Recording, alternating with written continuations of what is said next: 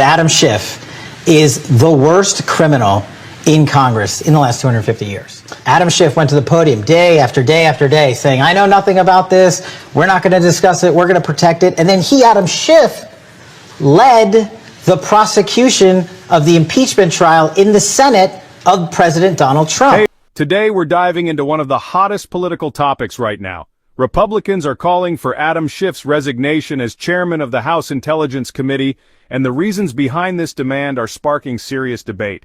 Is it about his push on the Russia investigation? Is it about trust in U.S. institutions? Or is there something bigger at play here? Stick around because we're breaking it. Narrative is alarming. The findings of the special counsel conclusively refute your past and present assertions and have exposed you as having abused your position to knowingly promote false information, having damaged the integrity of this committee and undermined the faith in the United States government and its institutions. Your actions, both past and present, are incompatible with your duty as chairman of this committee, which alone in the House of Representatives has the obligation and authority to provide effective oversight of the U.S. intelligence community. As such, we have no faith in your ability to discharge your duties in a manner consistent with your constitutional responsibility and urge your immediate resignation as chairman of the committee.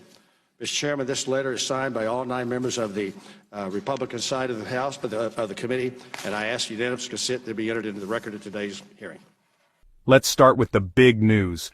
Republicans are coming together, all 9 members of the House Intelligence Committee, and they've signed a letter demanding Adam Schiff step down as chairman. Hey, you're back. Without objection, I'm going to turn to our witnesses who are the subject of the hearing today, but before I do, and as you have chosen, instead of addressing the hearing to simply attack me, consistent with the President's attacks, I do want to respond in this way. My colleagues may think it's okay that the Russians offered dirt on a Democratic candidate for president as part of what was described as the Russian government's effort to help the Trump campaign. You might think that's okay. My colleagues might think it's okay that when that was offered to the son of the president, who had a pivotal role in the campaign, that the president's son did not call the FBI, but he did not adamantly refuse that foreign help. No, instead that son said that he would love the help of the Russians. You might think it's okay that he took that meeting. You might think it's okay that Paul Manafort, the campaign chair, someone with great experience in running campaigns, also took that meeting. You might think it's okay that the president's son-in-law also took that meeting. You might think it's okay that they concealed it from the public. You might think it's okay that their only disappointment after that meeting was that the dirt they received on Hillary Clinton wasn't better. You might think that's okay. You might think it's okay that when it was discovered a year later that they lied about that meeting. You think it's okay that the president is reported to have helped dictate that lie. You might think that's okay. I don't. You might think it's okay that the campaign chairman of a presidential campaign would offer information about that campaign to a Russian oligarch in exchange for money or debt forgiveness. You might think that's okay. I don't. You might think it's okay that that campaign chairman offered polling data, campaign polling data to someone linked to Russian intelligence. I don't think that's okay. In the public, I don't think it's okay that he advocated a new and more favorable policy towards the Russians, even as he was seeking the Russians' help, the Kremlin's help to make money. I don't think it's okay that his attorney lied to our committee. There's a different word for that than collusion, and it's called compromise. And that is the subject of our hearing today. Mr. Ambassador, you are recognized for your opening statement.